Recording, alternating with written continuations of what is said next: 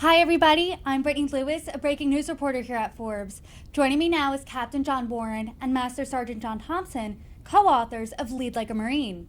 Guys, thank you so much for joining me today. Thanks for having us. Thank you. Of course, before we dive into the book, which was a great read, can you give us the backstory here? How do you two gentlemen know each other? So John and I served in the Marine Corps. I served for 20 years. John served for 4. And we met in Lima Company, 3rd Battalion, 8th Marines. We trained and deployed to Ramadi, Iraq. We became very close friends, and when I got out and when he got out, we joined together to start Lima 1 Capital.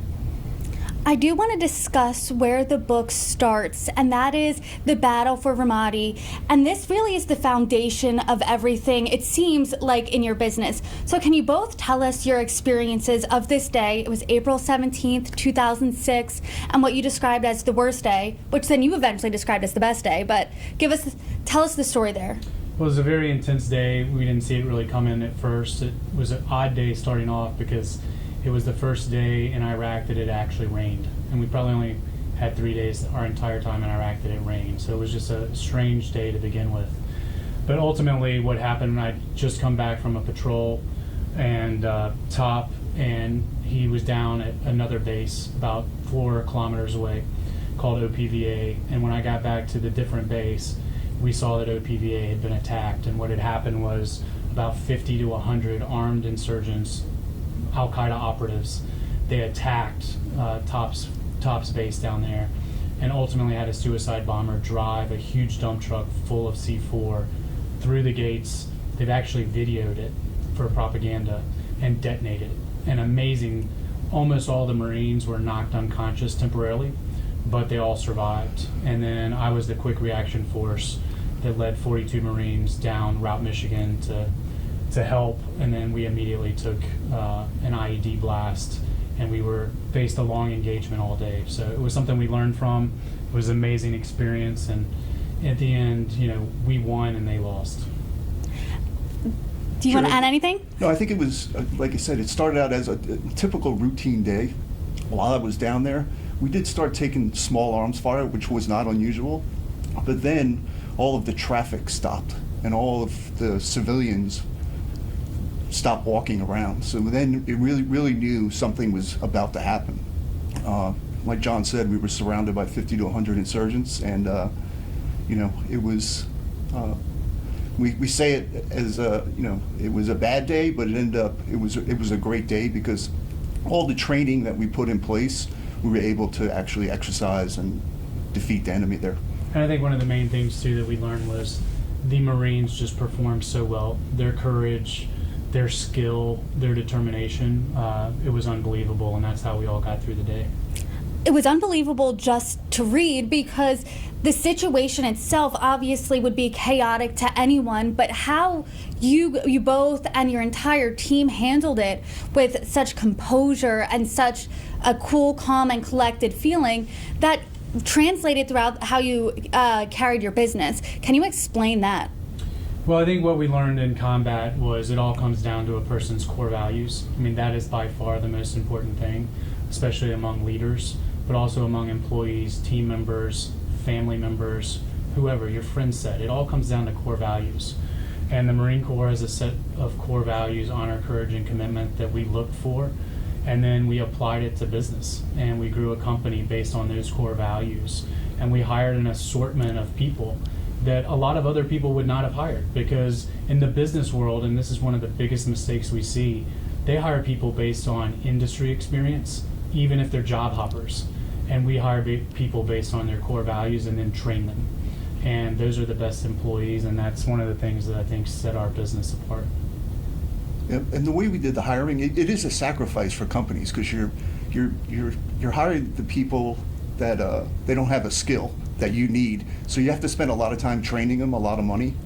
But with that, it builds the culture of the company, and you get them, you get them the way you are without, this is how we used to do it type of attitude. One of the analogies we use, if the Marines hired everyone based on experience, there would be no one in the ranks because no one has experienced combat. And we started a mortgage company, And although most of our underwriters had never been underwriters before, they were the best underwriters, and that was one of the reasons why we hired them and why they stayed so long. One of the things that stuck out to me in the book was that you hired someone who installed carpets. I believe his name was Chris, and you said, he doesn't have experience in underwriting, but he does have those core values that you're looking for. I told you both before, my grandfather was a Marine, and one of the values he taught us was your word is your bond, and honesty was one of those core values that was throughout the book. And I want to talk more about how you threw away, the conventional, traditional business playbook here, and you guys broke the status quo a lot. Can you explain why you would do that? Well, I think business and society in general, it is stuck in doing things the way they've always done it. And they don't think outside the box. They don't say it could be improved this way. And many entrepreneurs, why they're so successful is because they look at a problem, they tackle it, and they come up with a simple solution to do that. And then they build a company around it. And that's what we did. So one of the things that we did differently, like you said, was hire people differently. And we know right now that the best teammates, the best people that you want in your foxholes, their traits are hardworking, honest, extremely high integrity, team players, and then a chip on their shoulder. They want something to prove, and those are the people that we hired, and I think those are the ones that make great employees and teammates. We had to stand our ground with that a little bit early on. We got a lot of pushback from capital markets, Wall Street, investment bankers when they would come down and do due diligence. They pushed back hard on our hiring practices, which was, a little bit of a setback early on, but eventually, they saw the assets that we were providing and the quality, and it just took a little bit longer. So it was a little pushback early on. You guys also received some pushback in Ramadi when you changed your operational plan a bit, though, the way you did it. Can you explain that, because you're used to this type of pushback? Well, we worked for an amazing company commander who was really strategic in thought. He had studied counterinsurgencies going back literally to the Carthaginians. And he brought these tactics and studied them and brought them to Ramadi. And one of the things that we did was think outside the box.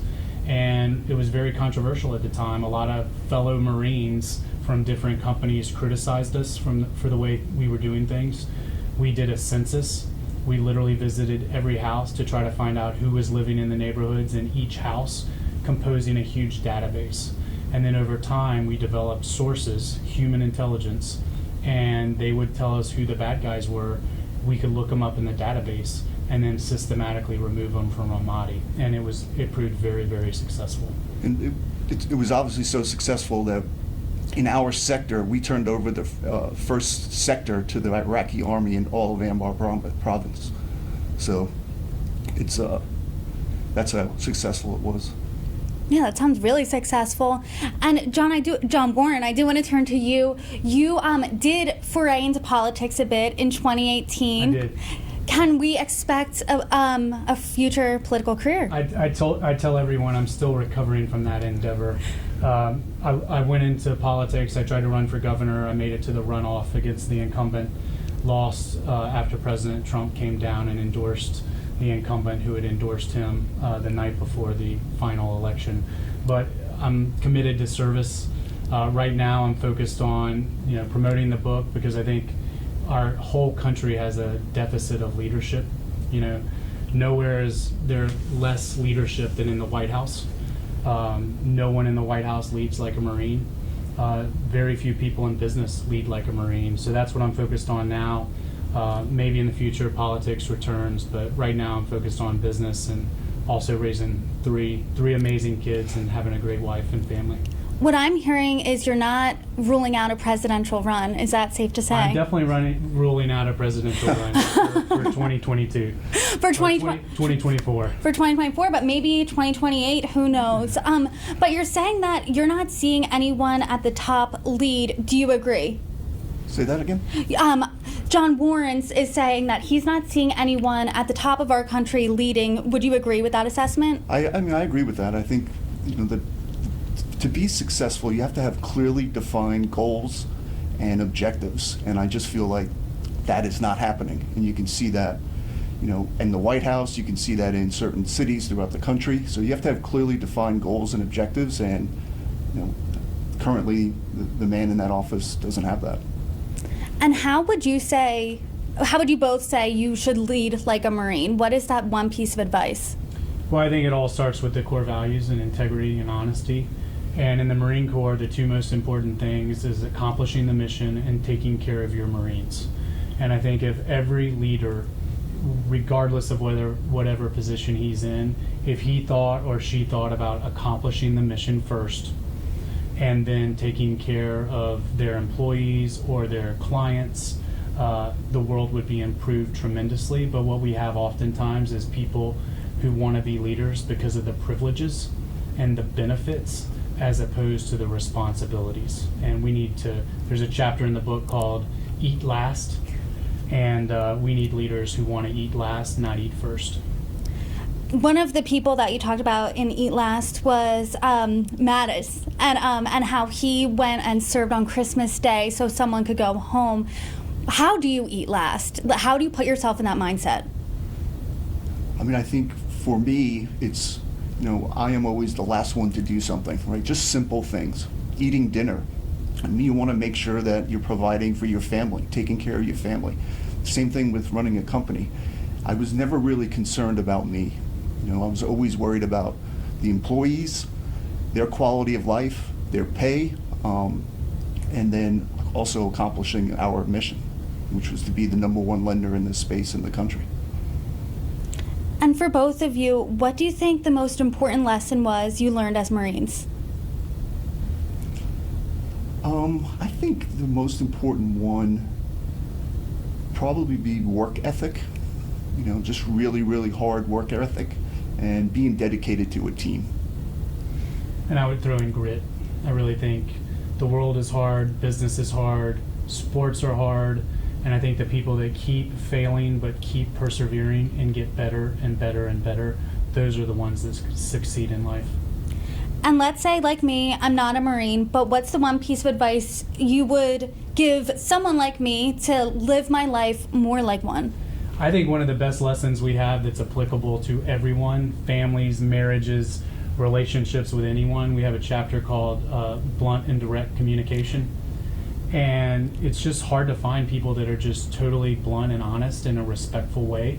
And I think when you do that, when you communicate that clearly with someone, they always know what you're feeling, and it just makes things better for everyone. The sandwich approach does not seem to work. Can you explain the sandwich approach a little bit? So the sandwich approach is 2 pieces of bread being positive, and then the meat being in the middle, which you really want to talk to the person about. That might have some negative or critical things. So you start with the bread, which is a positive comment, then you gradually say something negative, and then you end on a positive. But it leaves the person wondering, like, well, is that person criticizing me, or is he bragging on me? Our way is just very clear and direct. Yeah, I agree with John with that. That works well with your relationships, just being upfront and honest. And in business, our employees loved it. They knew where they stood all the time, and they didn't have to wait for their 6-month review or their annual review. They always knew where they stood. John Warren and John Thompson, I appreciate you both coming on. Thank you. Thanks for having us. Thanks for having us.